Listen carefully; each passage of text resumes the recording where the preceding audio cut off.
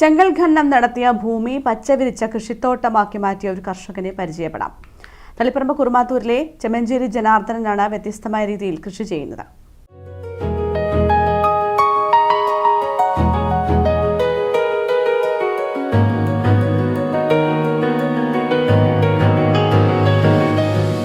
ചെങ്കൽ ഖനനം നടത്തിയിരുന്ന ഭൂമി മണ്ണുനികത്തി പച്ചപ്പ് വിരിയിച്ചു. പച്ചക്കറിയും ചെണ്ടുമല്ലിയും എന്ന് വേണ്ട ജനാർദ്ദനന്റെ കൃഷിത്തോട്ടത്തിൽ എല്ലാമുണ്ട്, അതും വീടിനോട് ചേർന്ന്.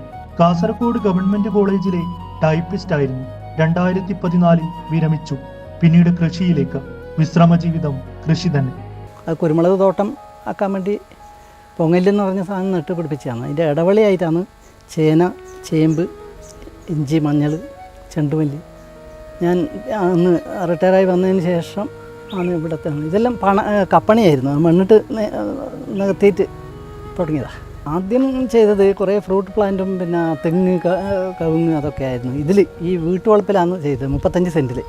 അപ്പുറത്തേത് മഞ്ഞളും പിന്നെ ഈ കാഷ്യൂ കിങ് എന്ന് പറഞ്ഞ മാവാണ്, കശുമാവാണ്. അതിന് പ്രത്യേകത അവർ പറയുന്നത് എന്ന് പറഞ്ഞാൽ 2ാം വർഷം മുതൽ വിള പിന്നെ എടുക്കാൻ പറ്റുന്നതെന്ന് പറയുന്നത്. അത് ഗ്രാഫ്റ്റ് ചെയ്ത് ഇതാണ്. കുരുമുളക് കൃഷിയായിരുന്നു ലക്ഷ്യം. ഇടവിളയായാണ് പച്ചക്കറി. പൂർണ്ണമായും ജൈവ രീതി. ഒരു കാലത്ത് ചെങ്കല്ല് മാത്രം പിറന്ന മണ്ണിൽ ഇന്ന് ജീവൻ പൂക്കുകയാണ്.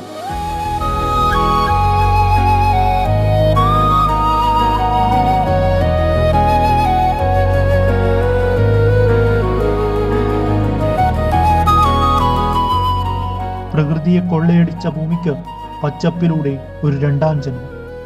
പാലക്കോട് നിന്നും അമൽ രാമചന്ദ്രൻ, കണ്ണൂർ വിഷൻ.